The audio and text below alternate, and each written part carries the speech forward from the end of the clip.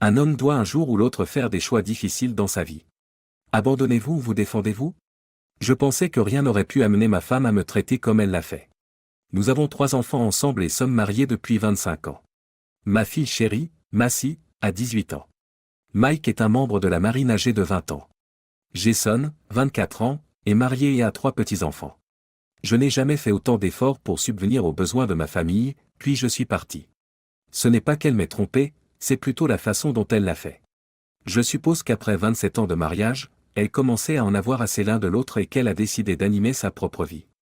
Elle n'aurait jamais cru que j'étais capable de la tromper, et je suis presque sûr qu'elle me trouvait stupide.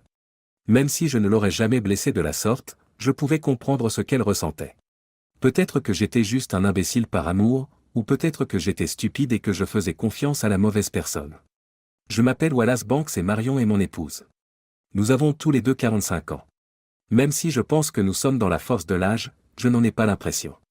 J'adore ma famille, je mange sainement et je cours 3 miles tous les jours. Le rôle naturel d'un homme n'est-il pas de subvenir aux besoins de sa famille? Marion a préparé le terrain tout au long de nos 2 années de relation et a été mon pilier pendant les 25 dernières années de notre mariage. Notre famille a toujours été soudée par Marion. Elle a assisté à des enterrements, à des séjours à l'hôpital et à des mariages. Elle est restée aussi stable qu'un roc tout au long de la vie. Alors pourquoi est-ce que j'attends que les enfants arrivent seuls dans notre maison familiale? Voici la raison. Marion s'est montrée distante au cours des 12 derniers mois. Elle semblait toujours en train de réfléchir et ne sortait plus autant. Elle répondait toujours « rien » lorsque je lui demandais ce qui n'allait pas. Je ne voulais pas qu'elle en reste là, pas après les 3 derniers mois. Je lui ai rappelé à plusieurs reprises que nous étions mari et femme. Rien ne changera jamais le fait que nous nous sommes toujours soutenus l'un l'autre. Elle a souri pour la première fois depuis longtemps. Mon cœur s'est adouci et j'ai commencé à croire que tout s'arrangerait. Marion m'a demandé de m'asseoir et de ne plus parler jusqu'à ce qu'elle ait terminé. Je me suis assise après avoir acquiescé. Pendant l'heure qui a suivi, Marion m'a parlé de ses sentiments. Même si je n'y connaissais rien, j'ai prêté attention. Elle pensait que notre mariage lui faisait perdre son identité.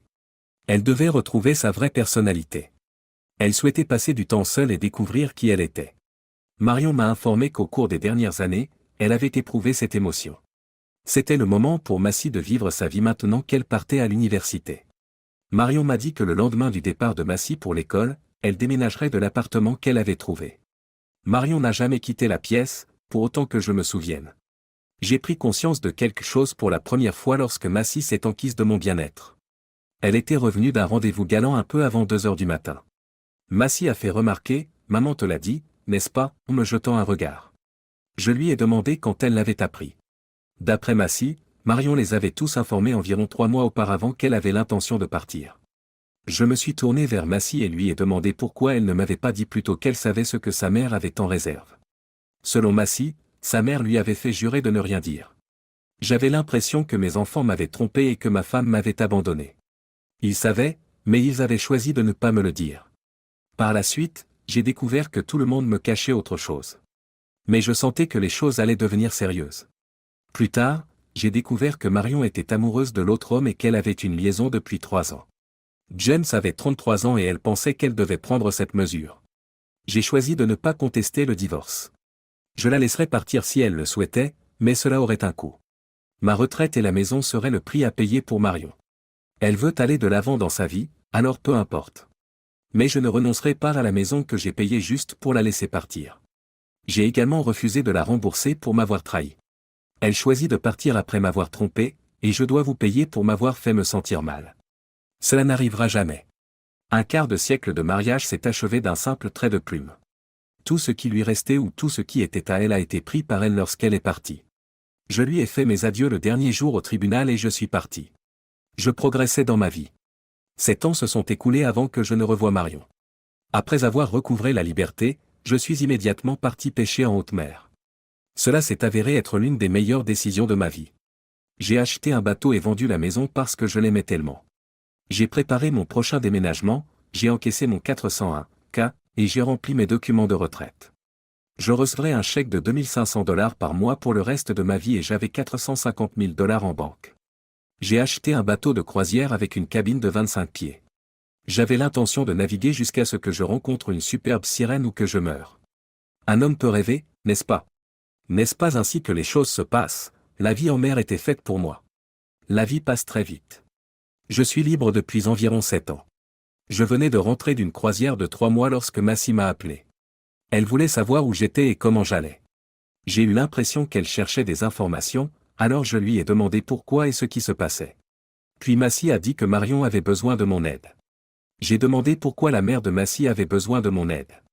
Massy m'a demandé si j'étais au courant que sa mère avait donné naissance à une petite fille. J'ai décliné sa demande. Ensuite, Massy m'a demandé de discuter avec sa mère pendant que je m'asseyais. Là encore, j'ai répondu par la négative. Massy s'est alors demandé comment je pouvais être aussi froid. Comment appelez-vous une famille, lui ai-je demandé, lorsque la mère sait depuis 2 mois qu'elle va quitter son conjoint mais ne l'a jamais dit à son père? J'ai raccroché. Pendant les 10 minutes qui ont suivi, le téléphone n'a pas cessé de sonner. Je l'ai éteint car je ne pouvais plus le supporter. J'ai réservé ma prochaine croisière et j'ai changé de numéro le lendemain matin. Je me dirigeais vers Bérinda, puis vers Saint-Thomas. Je pensais alors à une nouvelle destination à visiter. Mes 2 filles sont arrivées le jour où j'étais sur le point de partir. J'ai accueilli Mike et Jason sur le bateau et leur ai offert une boisson car ils hésitaient à engager la conversation. C'est Jason qui a pris la parole en premier. Papa, nous savons maintenant que nous aurions dû te parler des projets de maman, mais pour être honnête, nous n'avions pas prévu que ta douleur durerait aussi longtemps. Jason remarque, je suis méchant, tu as passé tout ton temps au travail. Maman était seule et a fait une erreur, poursuit Mike. Tu l'abandonnes maintenant alors qu'elle a besoin de ton aide. Je me suis contenté de les observer. Tu vas dire quelque chose, demanda Jason. Avant de partir, je voulais m'assurer qu'ils avaient bien compris ce que je voulais dire. Je ne vous comprends pas. Nous sommes divorcés depuis des années, votre mère nous a trompés, a déménagé, et maintenant elle a un enfant avec un autre homme. Quel lien spécifique cela a-t-il avec moi, alors? Rappelez-vous que je suis le gars que vous avez aveuglé avec votre aide. Vous 3 saviez exactement ce que votre mère avait en réserve, mais vous êtes restés silencieux. Maintenant qu'elle est dans le pétrin, c'est moi l'affreux. Étant donné que je n'ai pas entendu parler de vous depuis 7 ans, je suis choqué que vous m'ayez trouvé. J'ai remarqué dans le journal une photo de vous 3 avec votre mère et son nouveau conjoint. Vous fêtiez la nouvelle aile de l'hôpital en organisant un barbecue. Le journal disait de vous que vous étiez la famille la plus heureuse de la communauté. Alors, pourquoi êtes-vous ici encore une fois? Ils ne savaient plus où donner de la tête et se regardaient l'un l'autre. D'une voix claire, Jason déclare, Karen a besoin d'un rein et elle a besoin que vous fassiez un test. Pourquoi aurais-je besoin d'être testé? L'enfant de Marion n'a aucun lien de parenté avec moi, alors pourquoi es-tu encore là? J'ai posé la question. Après cela, Mike et Jason ont fini de me trahir. Papa, Karen est de toi, maman était enceinte avant de partir. Dire que j'étais abasourdi serait un euphémisme. Quel est l'âge de l'enfant? Elle a 7 ans, remarque Jason. Quand l'avez-vous appris? Ai-je demandé. Mike a répondu, maman nous l'a dit en même temps qu'elle nous a annoncé son intention de divorcer. Que je les ai élevés pour qu'ils deviennent de tel type me stupéfie. Ils sont sortis comme des ordures alors que je leur avais toujours appris à faire ce qu'il fallait. Je me suis levé, je me suis approché de la porte et je l'ai ouverte. J'ai continué à les fixer jusqu'à ce qu'ils comprennent. Ils sont partis tous les 2. Marion est apparue au moment où j'allais partir. Elle a couru et a sauté sur le bateau alors que j'avais levé l'ancre et que je m'éloignais de la jetée. Lorsque j'ai coupé les moteurs, le bateau était à environ 2 mètres de la jetée. Au moment où j'allais la jeter à l'eau, une petite fille s'est approchée du quai. Elle appelait sa mère. Marion a reçu l'ordre de descendre de mon bateau. Après avoir enlevé ses menottes, Marion s'est attachée à un point d'amarrage. Wallace, je sais que vous me méprisez en ce moment, mais elle a besoin de votre aide. Privée d'un rein, Karen va mourir. S'il vous plaît, ne lui faites pas de mal à cause de mes actions. Je comprends votre colère, mais vous êtes plus fort que cela. Marion a croisé mon regard et j'ai répondu, non. Non, je ne vais pas vous aider, ni elle, parce que je ne suis pas un type fort et que je suis mort à l'intérieur depuis que vous avez organisé tout ça. Mon Dieu, je ne savais même pas qu'elle était en vie. Tu n'allais pas me le dire. Je me suis approché et j'ai sorti ma hache de son fourreau. Il m'a frappé juste au moment où j'allais couper le point d'amarrage. C'était ma 2e occasion de défaire ce que j'avais fait la première fois. Marion, j'ai changé d'avis. Karen aura toute mon aide. Cependant, cela aura un coût. Karen était ravie que je l'aide, et Marion a dit, je ferai n'importe quoi. J'ai ramené le bateau vers la côte. Jason est arrivé avec la clé de déverrouillage de sa mère. J'ai appelé mon avocat pour qu'il mette ma stratégie par écrit. Mon avocat et moi sommes arrivés à l'hôpital le lendemain. Karen avait une expression anxieuse. Après une prise de sang, le médecin a annoncé un résultat favorable. Je suis en mesure de fournir un rein. Marion était satisfaite jusqu'à ce que mon avocat leur présente mes exigences. Ils ont dû abandonner Karen pour la sauver. J'ai toujours fait des sacrifices pendant les années où nous étions mariés. Ce n'était jamais les enfants ou toi, c'était toujours moi. J'ai échangé la mienne quand tu en as voulu une nouvelle. C'est moi qui ai dû renoncer quand les enfants demandaient quelque chose. Je m'efforçais de faire en sorte qu'ils aient tout, et j'ai été récompensé par la trahison, si bien que j'ai manqué leur éducation. C'est à ton tour d'abandonner maintenant que tu as besoin de mon aide, Marion. Laissez-la partir si vous l'aimez vraiment, ou attendez un donneur à vos risques et périls. Il n'est pas question que je renonce à mon enfant, déclare Marion. Nous nous sommes levés et sommes partis. Mike et Jason se sont approchés pour essayer de m'arrêter. Mon avocat les a menacés de les mettre en prison pour les 10 prochaines années s'ils me touchaient ne serait-ce qu'un cheveu. Comment vas-tu dormir la nuit en sachant que tu es en train de tuer notre petite sœur? Massy s'est empressé de demander. Comment dormiras-tu la nuit en sachant que tu as jeté ton père? J'ai répondu à Massy en m'arrêtant. Je dormirai de cette façon. La Troisième Guerre mondiale ne faisait que commencer. J'ai failli recevoir une injonction m'interdisant de voyager dans les jours qui ont suivi. Cependant, je me trouvais à une centaine de mètres de l'embarcadère. Je me suis mis en route lorsque le serveur est revenu avec un hors-bord. Avant que je ne doive lever les voiles, il devait me poursuivre sur environ 400 milles le long de la côte. Dès que nous sommes entrés dans des eaux étrangères, le serveur s'est effondré. Je suis arrivé à environ 6 kilomètres de la côte. J'ai contacté mon avocat dès que j'ai été à portée de téléphone. Il m'a dit que Marion voulait parler et que l'état de Karen s'aggravait. Je lui ai alors demandé d'organiser une vidéoconférence. Marion m'a supplié de ne pas le faire. C'est la même chose que ce que tu m'as fait, ai-je dit en riant. Vous m'avez mis à l'écart tous les trois. Je vais devoir vous dire au revoir maintenant. Marion a accepté les conditions. Ce jour-là, je suis arrivé à l'hôpital avec un dossier des services de protection de l'enfance. Pour assurer la vigie, j'ai également engagé 2 policiers qui n'étaient pas en service. Il n'y avait que moi et Karen qui quittaient l'hôpital. L'opération a été un succès. Le 3e jour de notre séjour à l'hôtel, Marion et un inconnu sont entrés dans ma chambre. James Paxson s'est avéré être celui qu'il prétendait être. C'était l'époux de Marion. Il a tendu la main pour serrer la mienne, mais j'ai décliné le geste agréable et me suis plutôt enquis de leurs besoins. Ils étaient venus jouer avec mes émotions. Le manque d'émotion était le seul problème. Les enfants et Marion les avaient déjà découpés. Puis il m'a proposé de l'argent.